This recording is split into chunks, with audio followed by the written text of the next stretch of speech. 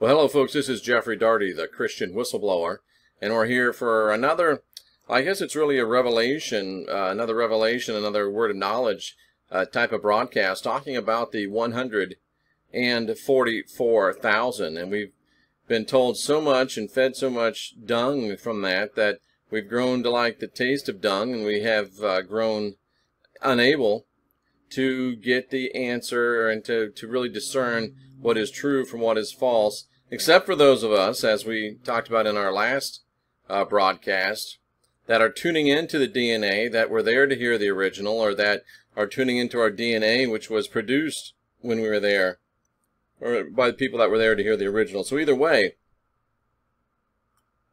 there are those that have ears to hear, and there are those that do not have ears to hear. And we're really here to talk to those that have the ears to hear. And I want to let you know that all of my ebooks are on sale right now. Maybe just today, maybe today and tomorrow for $1.99. $1.99 for any and all of my books in ebook form, all 9 of them. And they're there for you for just $1.99. You get them at jeffreydaugherty.com, christianwhistleblower.com, and I'll put a link in the box below. And please subscribe to the channel, please like the video, please share the video. And let's go ahead and take a look at this whole idea of the 144,000, one of the great mysteries, if you will, of the Bible, which is very, very simple, very, very easy, and very, very plain to understand, although we'll start someplace which I think will probably surprise you. All right, so here we go with the 144,000. And most of you know that's in Revelation 14. And you're probably wondering, well, why in the world is he starting in Acts chapter 10? Well, it's called Bible study. It's called actual research. It's called actual scholarship. And the reason why we want to look at it is for this. Look at Acts chapter 10, verse 34. Then Peter, who of course was an apostle of the Lord.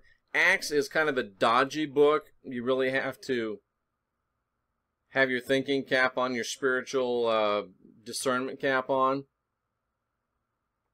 because Acts was written by Luke, but most of it was dictated by Paul. So you have to bear that in mind as you're looking and reading. So you got to be able to dig through the trough. And those of you that listened to the last couple broadcasts will know what I'm talking about. But then Peter opened his mouth, and he said, "Of a truth, I perceive that God is no respecter of persons, but in every nation he has people." So Peter said God is not a respecter of persons. And if we look at the interlinear on this, in verse 1034, so I want you to understand clearly what respecter of persons is. Let's widen this up just a little bit.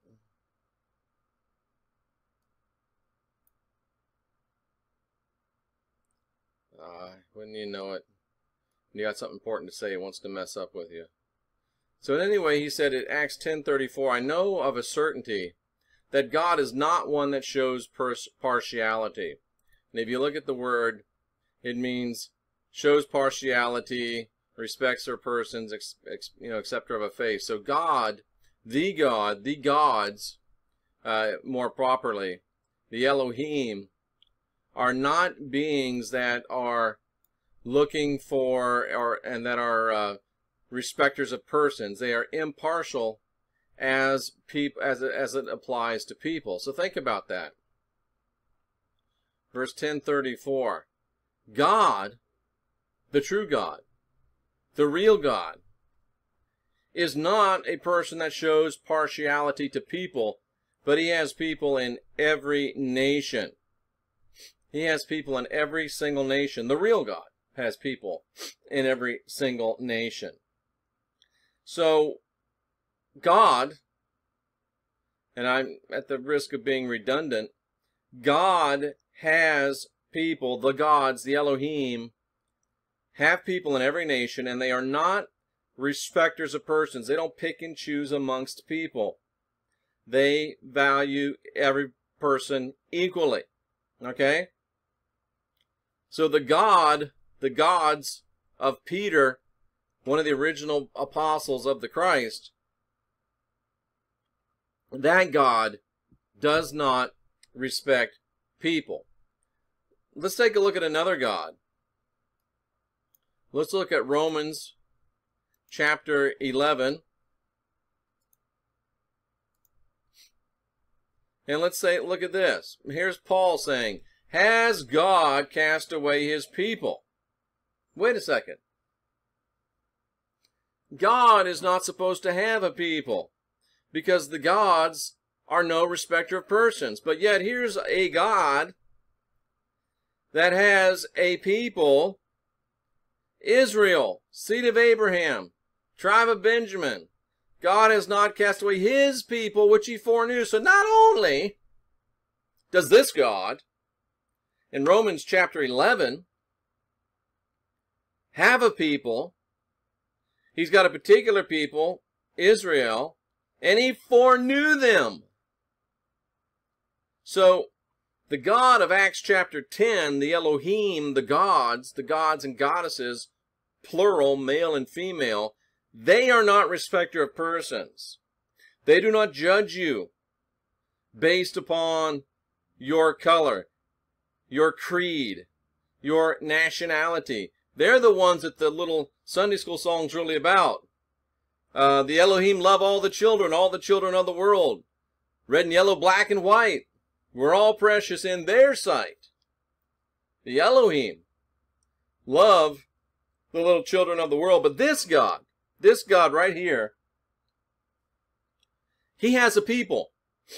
He has a chosen people, Israel. We've all heard that. The Jews are the chosen people. The chosen people of who? Peter's God, the God of the Christ, the God the Christ came to represent, that God, those gods, do not respect people, do not show favoritism, as the original Greek says, between people. But Paul's God, the God of the dung of the New Testament, your God, the God that you're worshiping right now. Does that make you uncomfortable? Good. It should make you uncomfortable, because if you're still at this point in this age defending this bloodthirsty, jealous, people-choosing God, then you're probably already lost for this cycle. You might as well just go ahead and do whatever you want to do, because if you haven't got it by now, you're probably not going to get it. If you're still at the place where you're defending Yahweh, the baby killer, Yahweh, the child killer, Yahweh, the woman killer, Yahweh, the man killer, Yahweh, the one that picks and chooses between people unfairly, the God that stacked the deck against you. If you're still defending that God this late in the game, you might as well give up, because you're done for this go-round. And you better just hope and pray that somehow you get another chance. But for this level of this wave of enlightenment, you're probably finished. You might be finished for good. I don't know. But if you continue to defend this rat bastard, fallen, bloody, murderous God, who is prejudiced, he's a racist. Yahweh is a racist God. Yahweh is a bigoted God. Why? Because he picked a certain people. And it shows him directly in opposition to the Elohim. The Elohim, Acts chapter 10, we are not bigoted. We are not racist. We love everybody the same way. Yahweh of Romans 11, Jehovah, Marduk, the Lord, whatever you want to call that rat bastard. I just call him rat bastard. Fallen rat bastard, killer God. He is a racist, because he picked out one people. And not only that, he's sexist, because he hates women. It says women should shut up and not say anything in church. They should never have authority over man. That women are such sex-crazed animals, and that's what they were created for, was the pleasure of the man, and that if without a man, they'll be having sex with all kind of spirits. Paul said it. Yahweh's guy, don't get mad at me. Because if you're mad at me for saying that stuff, you're really mad at yourself for being stupid enough to buy it and defend it. Because I didn't say it. Paul said it. So anyway, this God, Yahweh, Jehovah, the Lord, He is sexist. He is racist. He's picked out a people called Israel. But not only that, now he's also got another group, the Gentiles. Now, if you want to be part of the club, the God ain't changing, the Lord ain't changing, Yahweh ain't changing, Jehovah ain't changing. He's just as big a rat bastard as he's ever been, probably more. But now, here's a chance. He's running a special. The Jews are his chosen people, the Israelites. But now, if you act fast, you can sell your soul to him and be engrafted in. You can join the other races. You can join the other sexists. Haven't been yelling much lately. So even, oh, that was just the Old Testament, Jeff. You've got to understand, Jeff, that I'm an apologist now. I'm a Christian pastor and minister, theologian. Well, Jeff, you just have to understand that that was the economy of the Old Testament and the Old Covenant, wherein Yahweh chose out a people to call his own, a people of his name. But in the New Testament, in the New Covenant, in the new economy of grace, why, of course, God has not chosen a people. You lying, stupid, ignorant, whitewashed fence moron. Romans, let me check. Is that New Testament? You know what it is. God still has a people in the New Testament. And not only one, now he's got two peoples. So he's a double racist. So don't give me your crap. Because this is about unwinding your mind. I'm coming to you at the speed of light. And some of you can't keep up. That's okay. If you can't, it's not for you. So anyway, I thought you were going to talk about the 144,000, Jeff. Well, we are. Here's the point.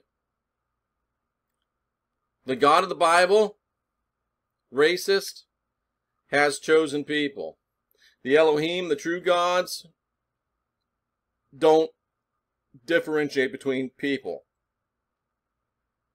They are not differentiating between people. What's the word that we had back there in the word has escaped me in Acts. They're not come on. I hate it when this happens. Acts 10 and verse 34. Let's go to interlinear so I can see exactly what we're talking about, because we want to know what Yahweh does, what the Lord does, what Jehovah does, that the Elohim do not do. They don't show partiality. They're impartial. And don't we all want a fair shake? Don't you want a level playing field? Don't you want, especially with a divinity, to just be judged by who you are and not by what you look like, what you sound like, what you feel like? Don't you want partiality from everyone, but especially don't you want partiality from your God, from your deity, from the Elohim?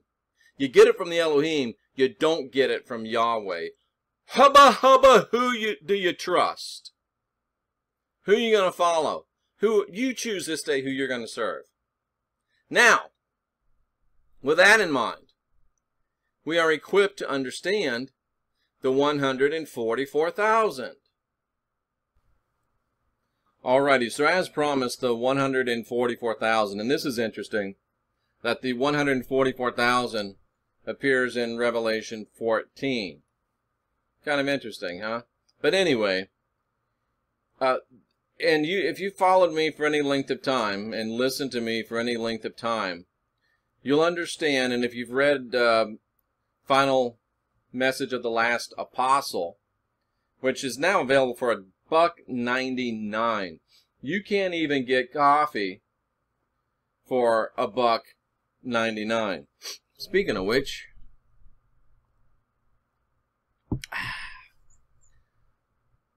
so now our books are on sale. Every book I've written, 8 or 9 of them, $1.99 for the ebook version. JeffreyDaugherty.com, ChristianWhistleBlower.com. Click on the link below. So now, having understood that the Elohim do not show partiality. Only the rat bastard Yahweh, Jehovah, Lord shows partiality. He's the racist. He's the elitist. The Elohim are not. So here's John, and if you followed me a lot, you know that the book of Revelation, if you've read Final Message of the Last Apostle, you'll know the book of Revelation is probably the most symbolic book in a compilation, an anthology of symbolic books. The book of Revelation has more gematria, more numerology, more arcane symbolism than arguably any other book within the 66 book anthology that we call the Bible. I almost said of all of them all together, but that might be pressing the point, but you know what I mean. So we're going to show you what the 144,000 means based upon what we just understood from Acts chapter 10 and Romans chapter 11, the dichotomy between the true Elohim gods of the Bible and the rat bastard fallen Lord Yahweh Jehovah. Okay. I looked and I saw, and again, a lot of this is done, but I looked and I saw 144,000 with the Father's name written in their foreheads. 144,000, great thunder, many waters, voice of harpers. Who are these 144,000? They are those that are redeemed from the earth. They are redeemed from among men. They are redeemed from among all men. They are redeemed from all the earth. So again, what we're looking at is a number, 144,000, redeemed by the Elohim. How do we know it's the Elohim and not Yahweh? Well, we see that these are ones that were chosen from among all men, not specific men. We see that these were from every tribe and these were from every nation, not from particular tribes. So we see that the 144,000 standing on, a spiritual place of victory. These are people coming from many different places. These are people coming from many different creeds. These are people that follow the truth, and they're redeemed from among men.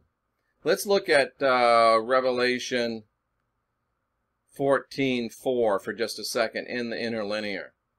Now see, I haven't looked at this, and most of these teachers, they're afraid to do this because what if it doesn't back up what you're saying? Revelation 14:4. They have been redeemed from out of men. Out of means taken out of, taken from among. From among what? Well, they've been taken from among men. Let me move this stupid thing up a little bit so we don't have that problem. They've been taken from among men. What's men? The human race. Snap. That's why I'm good. That's why I'm the Christian Whistleblower. That's why we're bringing you stuff that hasn't been heard in 2,000 years. And that's why a lot of these people are fighting against me. I'm about to get fired up again. But no. From both genders and from the whole human race. You know what? It is good to be good. It really is. It's good to be good. So let's go back to Revelation 14:4. So these have been redeemed both male and female from the entire human race. So, we know that these redeemed then are from who? These redeemed are from the Elohim. These are those redeemed from the Elohim, redeemed from both sexes, male and female, and redeemed from out of the entire human race. Not from the chosen people of Yahweh, Israel, the Jews, not from the engrafted idiots that joined up into Yahweh's club of killers. It's all the blood worshippers. It's all the blood magic, blood sacrifice, poor souls that still, and this is the thing that makes me wonder. Okay, let's get into what the 144,000 means. 144. Now, if the Elohim created all these billions of people and only 144,000 of them made it, what would you call the Elohim?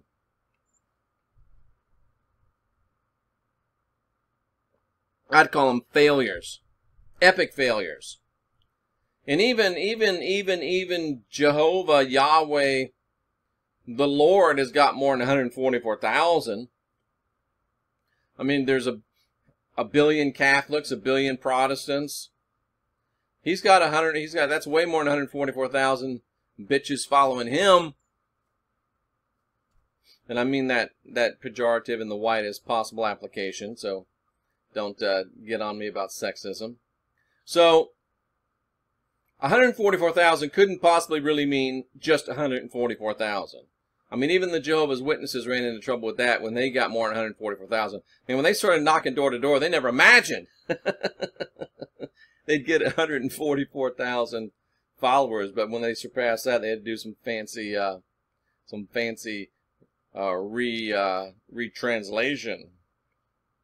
So, again, Revelation being the very, very symbolic book, full of gematria, full of Pythagorean interpretation, full of Gnosticism, and this is all good stuff, in my opinion. The book of Revelation is probably the most realistic expression of the original New Testament writers and the original Yeshua movement, the movement of the Christ, in that it incorporated so many different schools of thought.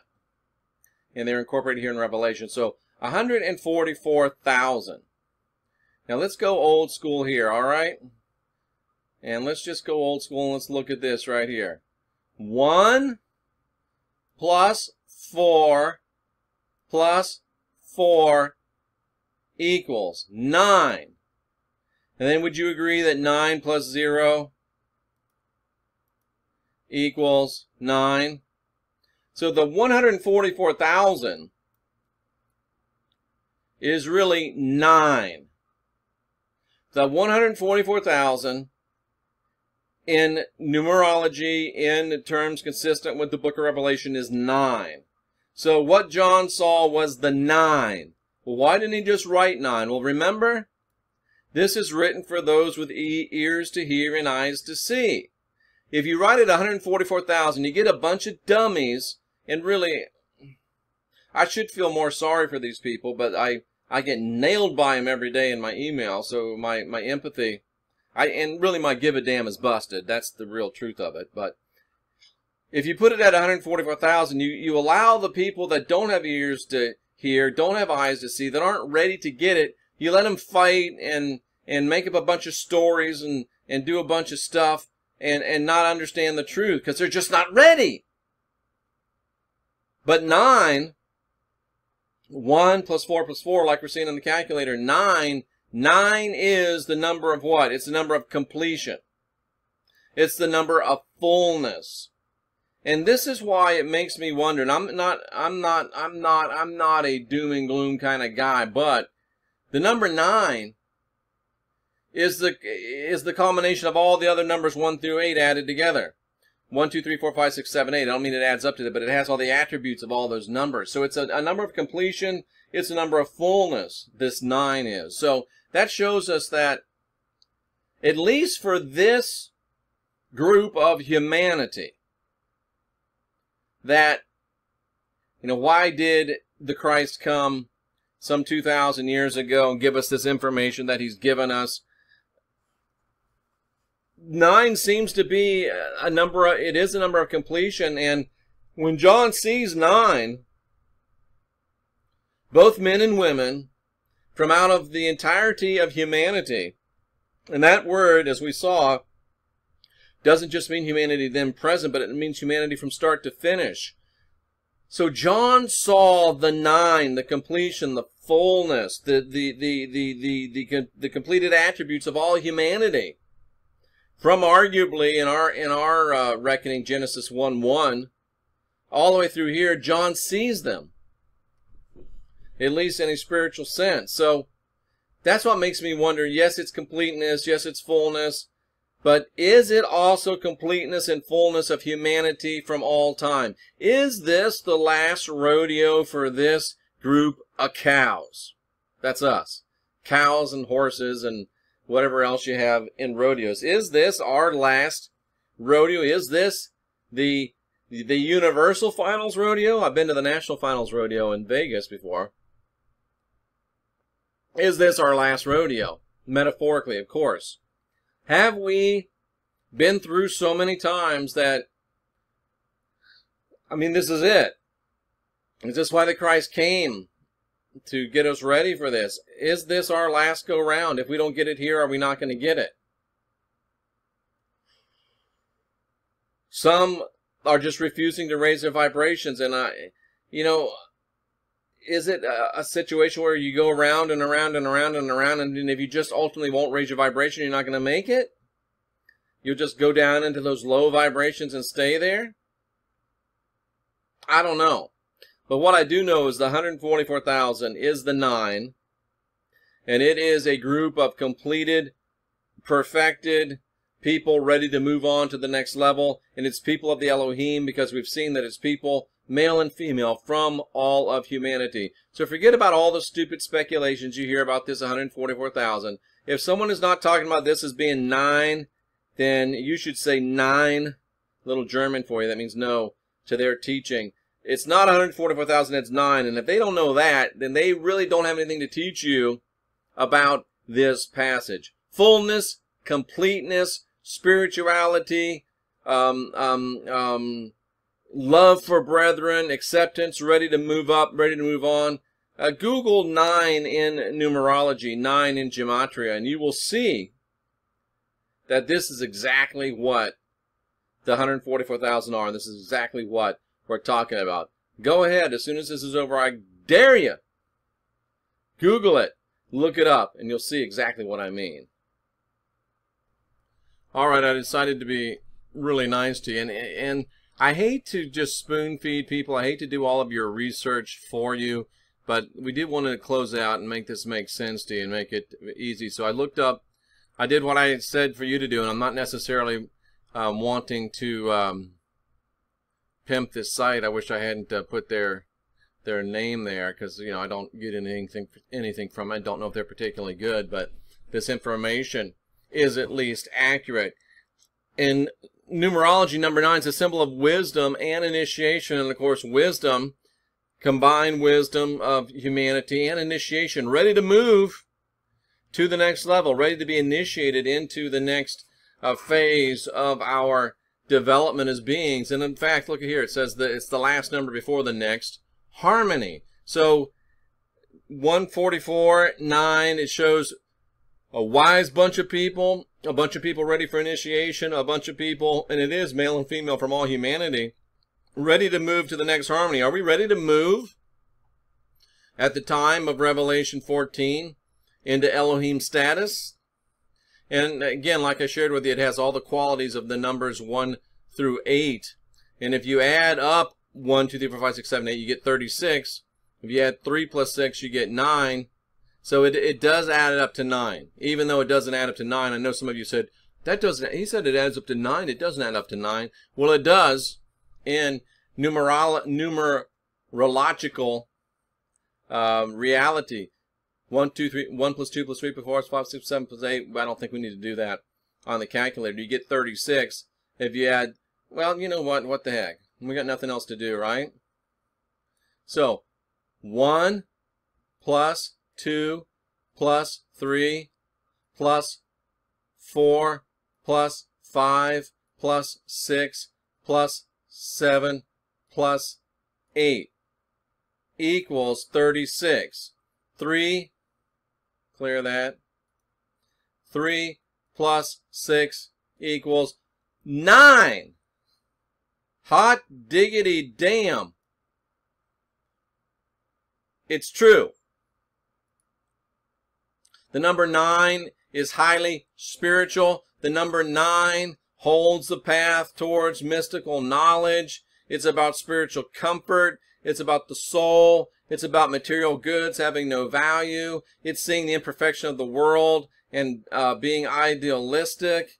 It is about feeling alienation in the world. It's about having potential of birth, and it's about ready to rock and roll. It's about ready to move on. So the number 9, as we see, really has all of the, it's a number of completion, it's a number of finality, it's a highly spiritual number, wisdom, initiation, finality, ready to move on to the next thing.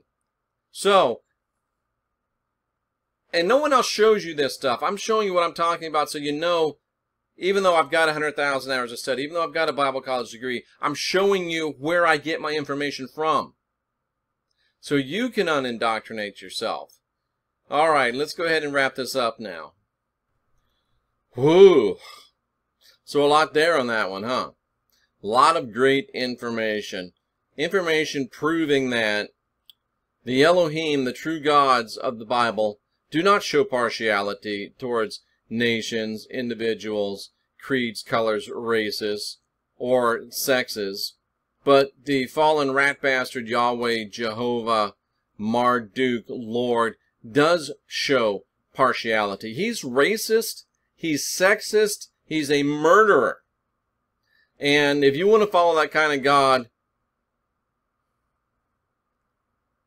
that's up to you. It's the nicest thing I can think to say. And that we have seen now from understanding that the God of the Bible, the gods of the Bible are not that way, and the God that you worship is that way. We were able to understand the 144,000 as being a group coming, as we showed you straight from Revelation, coming from both sexes and coming from every bit of humanity, seemingly the word indicating from humanity at the very beginning until the very end, as Revelation 14 is talking about. So the 144,000 are those that are complete. The 144,000 are those that are ready to move on to the next level. Those are the people that are ready for initiation. Those are the people that are deeply spiritual. It's the combination of all of the ages. Are there 9 cycles?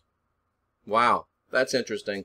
9 cycles for each patch of humanity? I don't know, but at any rate, it's time for us to get ready for our next step in our development as beings. And that might be for some of you a devolvement down and just to stay in the low vibration, even go down to lower and just kind of, I don't know, be fertilizer for the next group. I don't know. But it certainly behooves us to be moving, growing. It certainly behooves us to do to do all we can, to be all we can. And towards that end, we do have a $1.99 sale on all of the ebooks. JeffreyDaugherty.com, ChristianWhistleBlower.com. You can also check me out on Twitter at unindoctrinate. And of course, we are also on Facebook as well. Now, please subscribe to this channel, like this video, share these videos, and let's help more people unwind their minds. And let's help more people. And why not let's help you unindoctrinate yourself.